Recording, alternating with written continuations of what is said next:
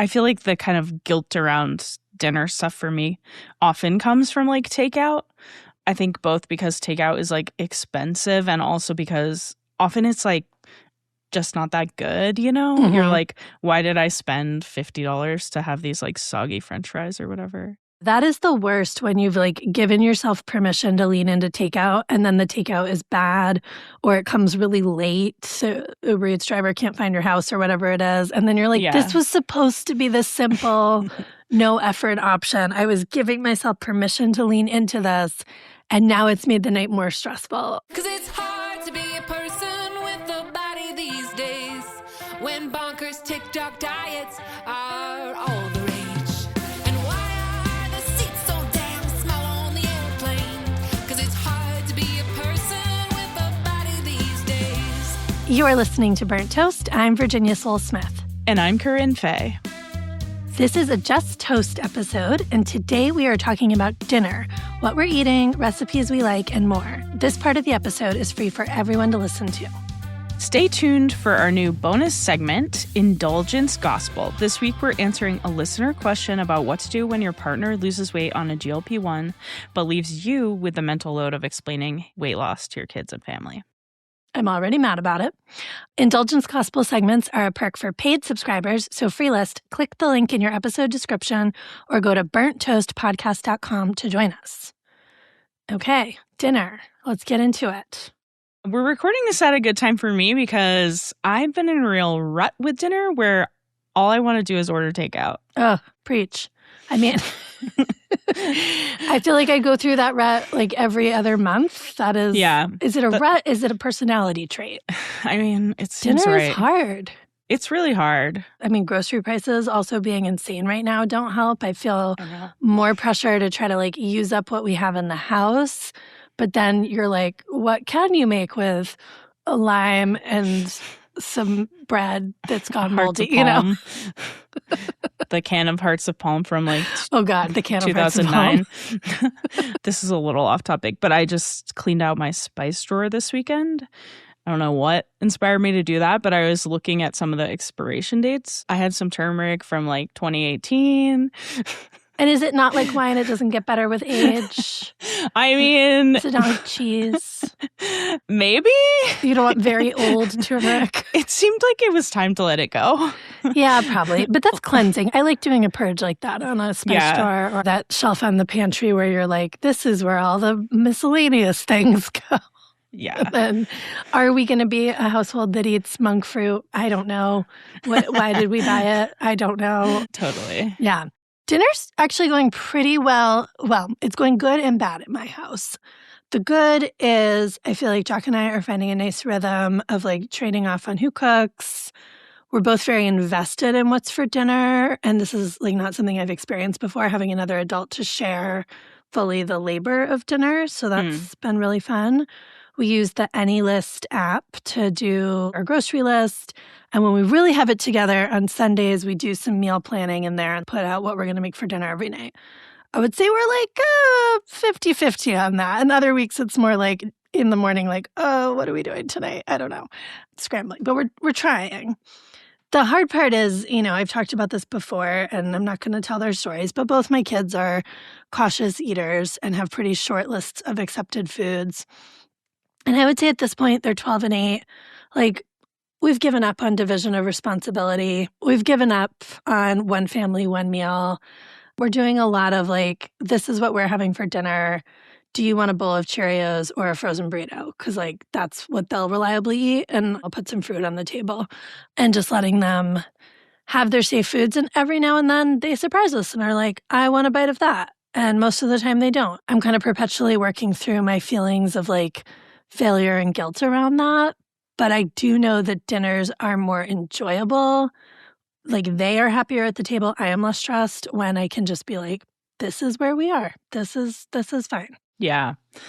This is something I really don't have to deal with. No. And I feel a lot of empathy for parents because I know it's either a constant struggle or like a constant source of guilt. And I wish we could let go of that because everything is just hard enough as it is. I'm so good in my work life at talking the talk on this one. Like, Yeah. there are so many ways to connect as a family. Dinner does not have to be your time. Dinner is not a place where they are adventurous eaters, but we do have like a nice Saturday morning pancake ritual. Yeah. And my 8-year-old loves making the pancakes. And Sundays, we have my parents over for lunch. So there's experiences in their week where they're having connected time at the table. Totally. They love when like a friend comes over and joins us for dinner. They're much more motivated to be at the table then. Actually, the other night, my 12-year-old was having a hard day and she was on FaceTime with her best friend. So she just brought the iPad to the table and her best friend like joined us for dinner via FaceTime. And it was delightful. And I was sweet. like, this was a great solve for a kid who was like not feeling sitting at the table. She was like, well, I'll do it if she's here. Oh, that's honestly really nice. Yeah, I'm good at talking the talk about like, I can see when I step back, like we have these other ways of connecting around food. They do have their favorite foods they love when I make, and that's all great. And the absolute grind of feeding children all the time can really take the fun out of dinner and make you feel like you're doing something wrong a lot of the time. Totally. Big solidarity to everyone who's navigating that. I don't pretend to have answers, only sympathy. And yes, I'm in it too. I feel like the kind of guilt around dinner stuff for me often comes from like takeout. I think both because takeout is like expensive and also because often it's like just not that good, you know? Mhm. You're like, why did I spend $50 to have these like soggy French fries or whatever? That is the worst when you've like given yourself permission to lean into takeout and then the takeout is bad or it comes really late. So Uber Eats driver can't find your house or whatever it is. And then you're like, Yeah. this was supposed to be this simple, no effort option. I was giving myself permission to lean into this. And now it's made the night more stressful.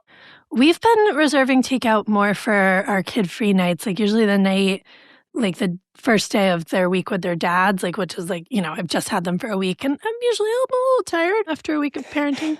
That's like usually call it like sushi and sleep night. Oh, It's yeah. my recovery. I have scaled back my takeout dependency a lot and the only answer is having another adult who cooks.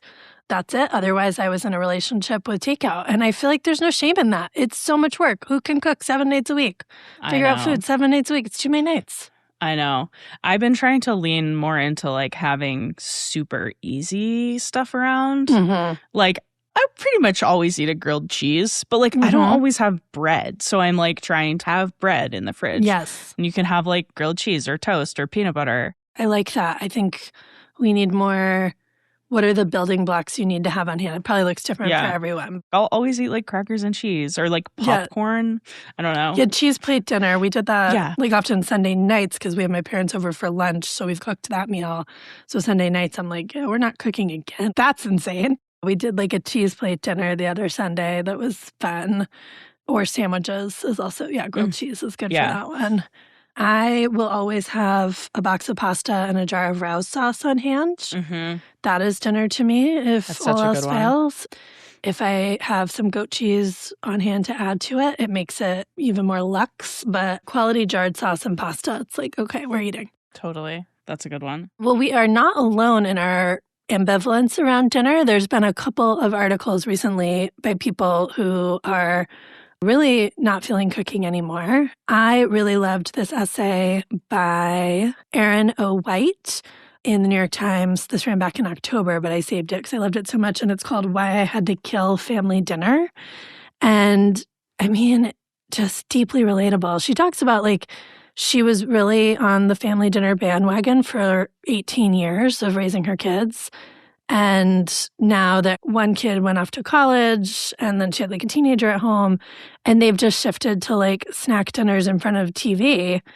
Or she says she and her wife eat cheese and crackers while they play mahjong on the porch. And I think that sounds so charming. It really does. And she says, I wish we'd done this sooner. Yeah. This is a piece I reread when I'm feeling like I'm failing at dinner because she talks about like they gave up family dinner, but they have found new traditions that enable the same connected time. I think that's really important. She talks about how her teenager will come into the room when she's watching like a comfort TV show and want to talk to her.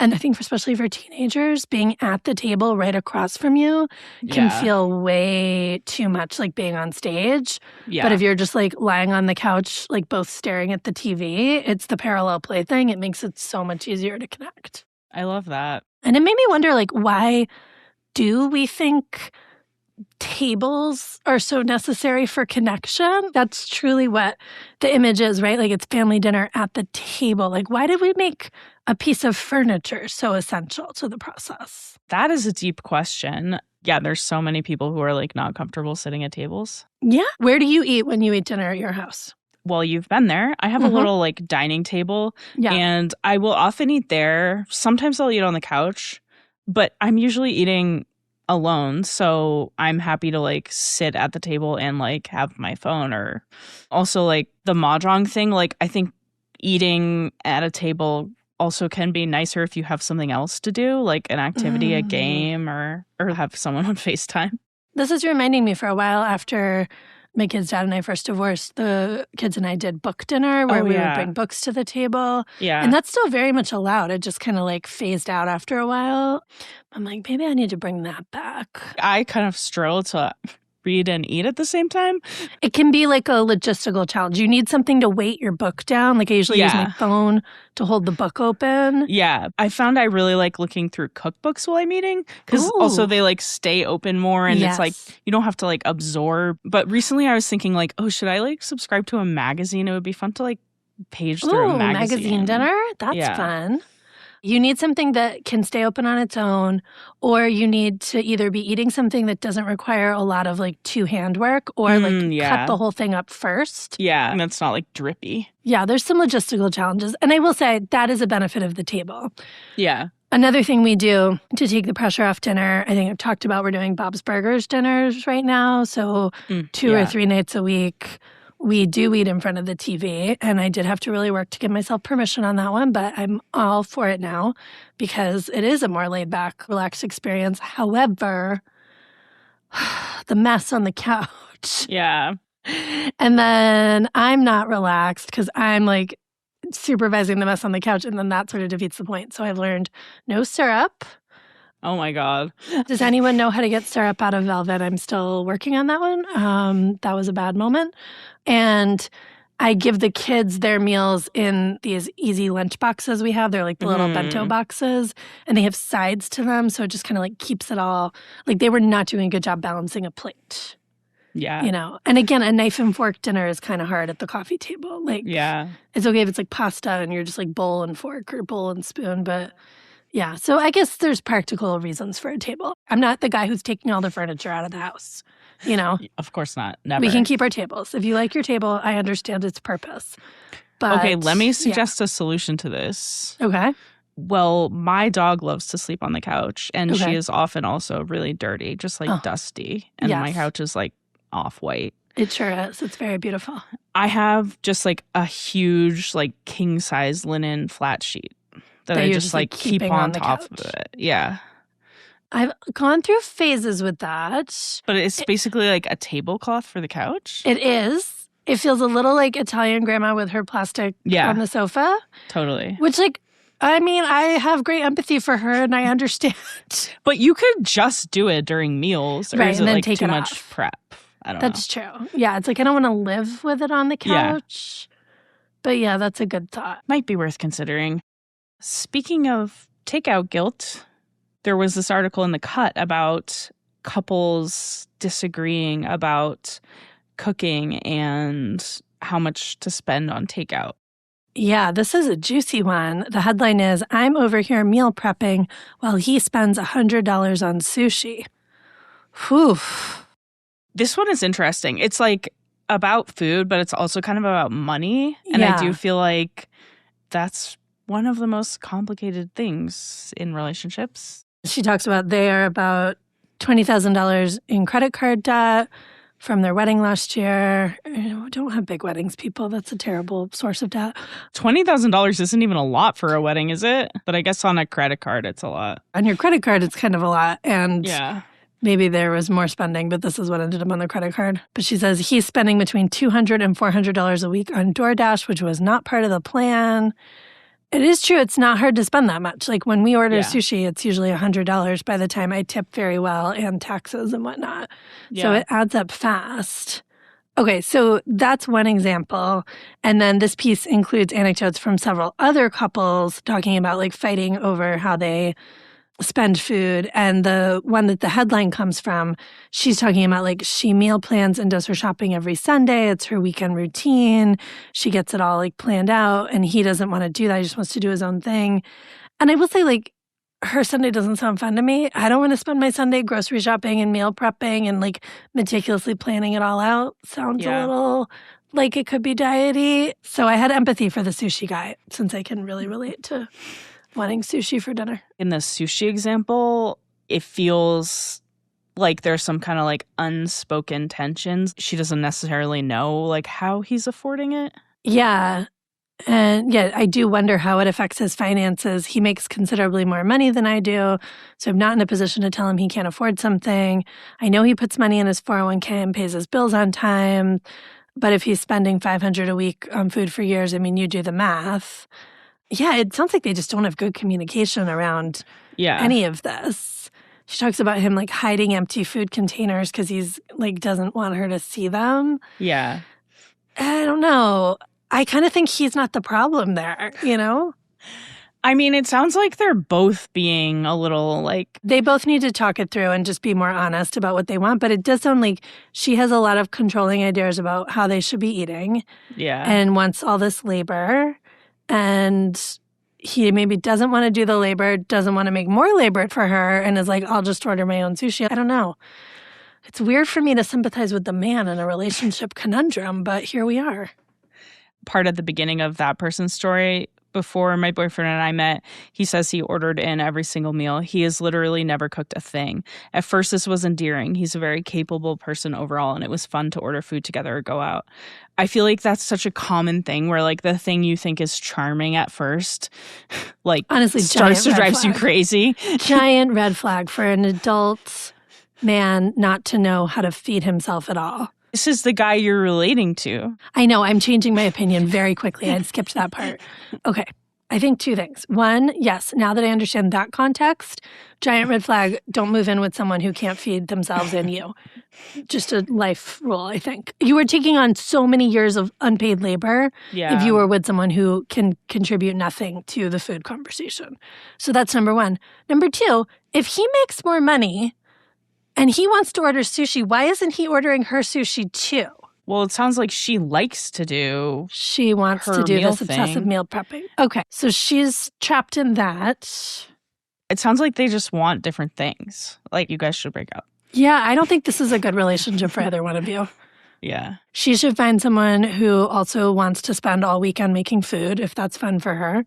And he should find someone who's willing to live on takeout, because otherwise he's shopping around for a cook, not a girlfriend. She says when I asked my boyfriend if he wanted to split grocery costs, he said he wanted to do his own thing.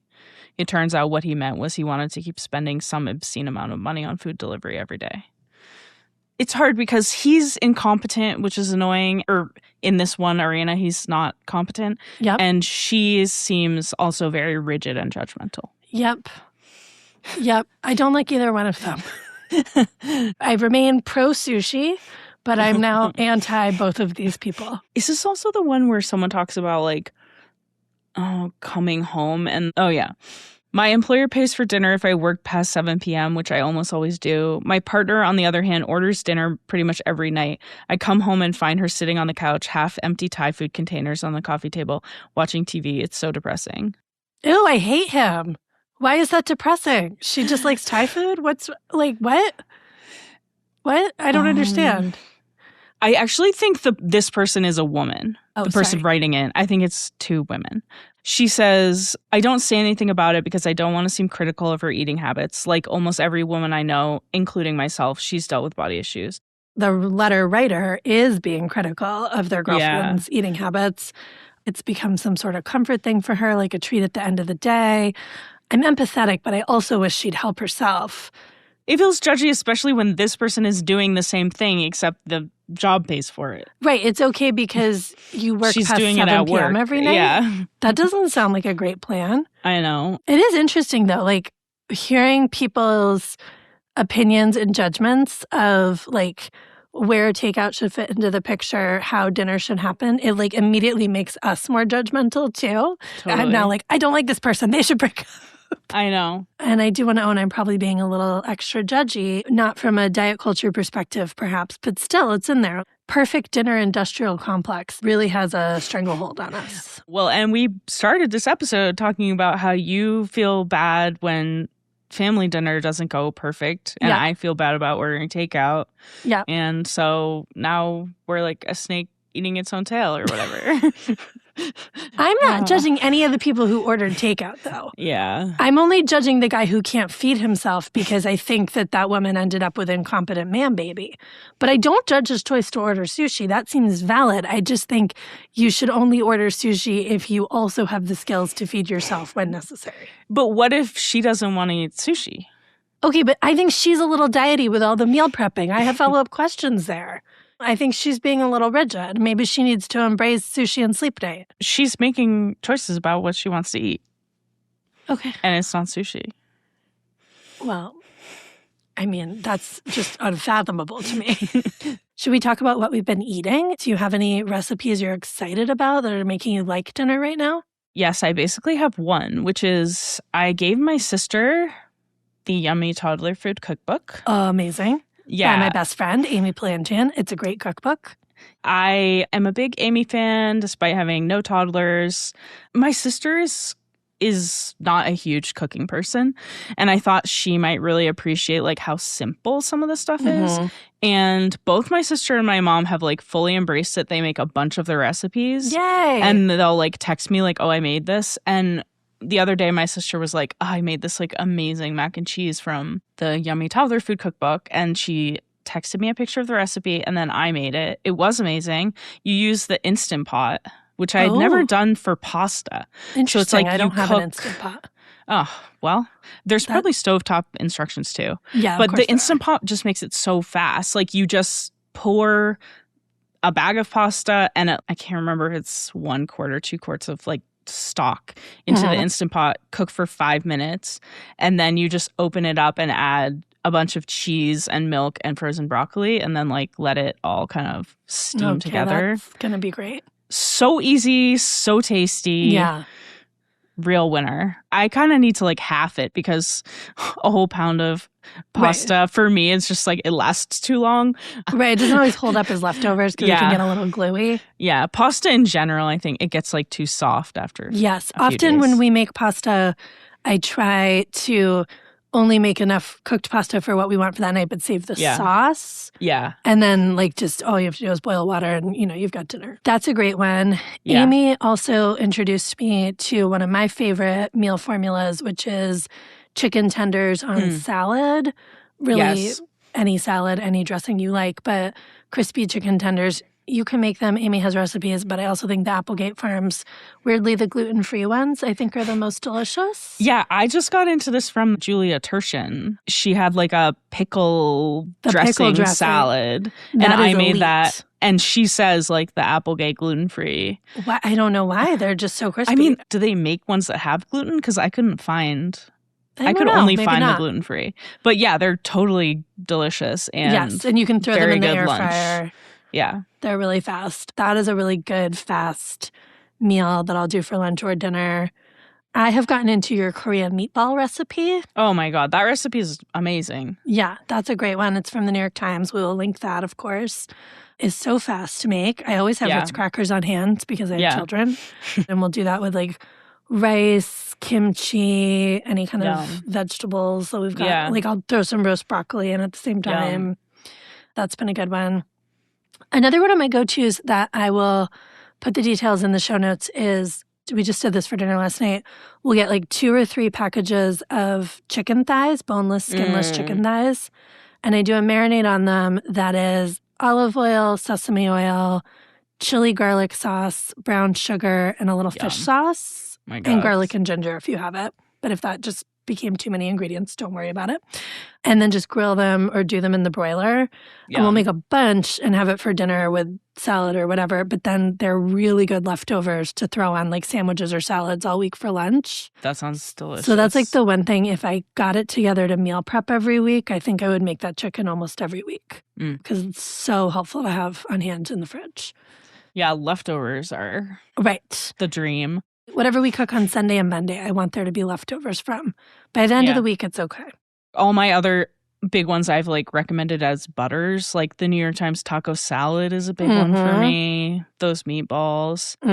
New York Times also has a really good one called Taverna salad that's like halloumi and chickpeas and like tomatoes. More of a summery thing, but you can't go wrong. It has chopped up crispy pita in it. It's so good. Oh, that sounds delicious. And then my other one I'm definitely going to plug, also from the New York Times. I'll just say it. The New York Times could just be a cooking website and we'd all be better off. They could stop doing all of their anti-Palestine shit. They could stop doing all their diet culture. Just give us recipes. Yeah. Recipes and word games. Yeah. That's what I use my subscription for at this point. Yeah. Anyway, but this recipe is their sticky miso salmon bowl. Have you done that one? No, that sounds delicious. Really fast, also like 25 minutes to make, very little prep time. You put a mixture of miso, honey, vegetable oil, and a little ginger on the salmon. And it's just like so freaking good. And then, make a bowl with rice and whatever veggies you want. I'm a big fan of the like salad with something on top plus a carb on the side, or the rice bowl formula for dinner. Definitely. You don't feel like you're making too many different things at once. You can get it together fast. Yeah, good stuff.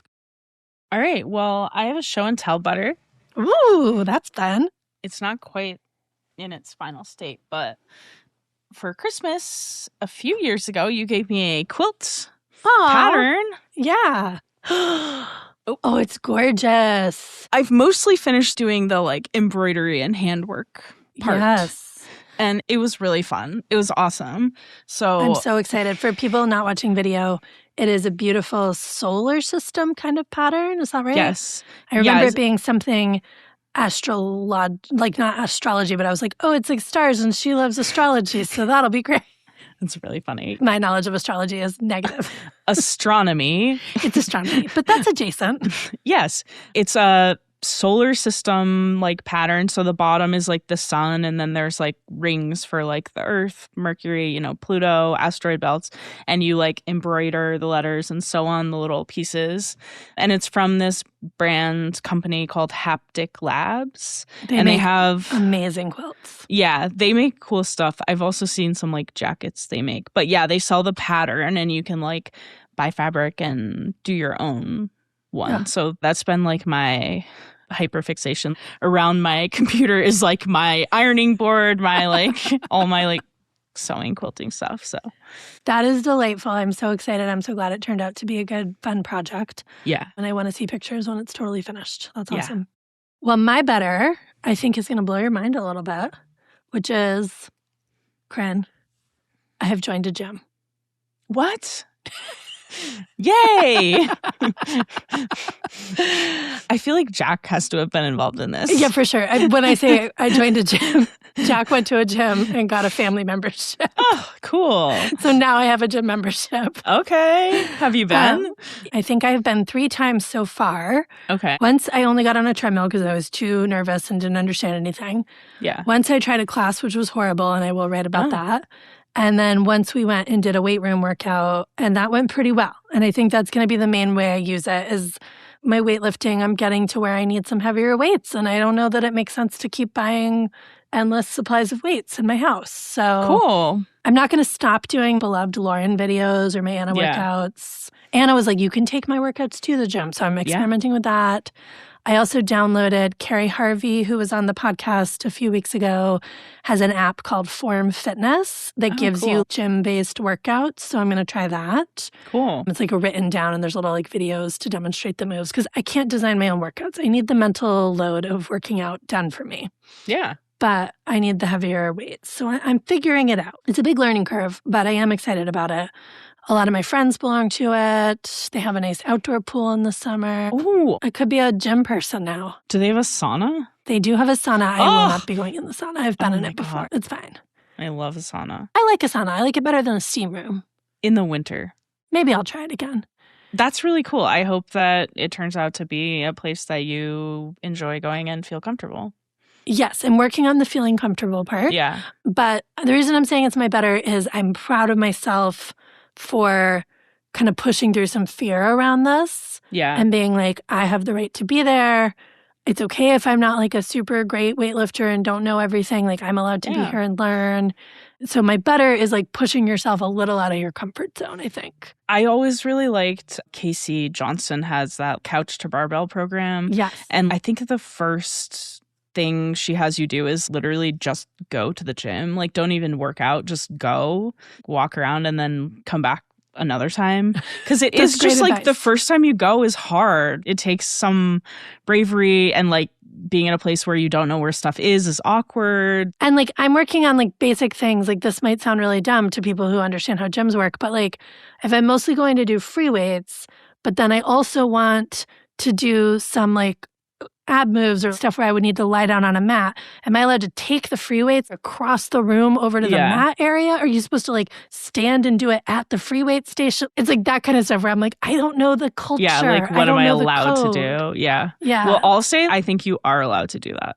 I think so too. And I think you'll start seeing people doing some wild stuff. So be brave. Yes, I'm excited about it. So if people are interested, I'm thinking about doing a like learning to go to the gym series. I'm that sure girl at the gym series. I love that. Okay, next up we have Indulgence Gospel, our new bonus segment for paid subscribers. This is where we get a little more unfiltered. You're going to get some hot takes. You're going to get some personal updates. It's a whole mix. Today, we have some feelings about a man who is taking a GLP-1, believing his partner, our dear reader Anna, to do the work of explaining that choice to their child and family. Freelist, you won't want to miss this. Click the link in your episode description or go to burnttoastpodcast.com to join us. All right, thanks so much for listening to Burnt Toast. Paid subscribers can join us in the comment section on Patreon. Come tell us your favorite dinner recipes or what you also hate about dinner right now. And we'd love to know, what do you do while you listen to Burnt Toast? Are you driving? Are you cooking dinner? Are you hiding in a closet from your children? Like, whatever it is, we would love to hear. And we might share some of the fun ones on a future episode. If you'd like to support this show, make sure you're following us in your podcast player. We're on Apple, Spotify, and YouTube now, as well as most any other podcast player. If you're already in Apple or Spotify, please leave us a rating or review. Just scroll down wherever you're listening, tap the stars, 5 of them please, and write a little note about why you love Burnt Toast. This really helps us grow and helps new listeners find conversations like these.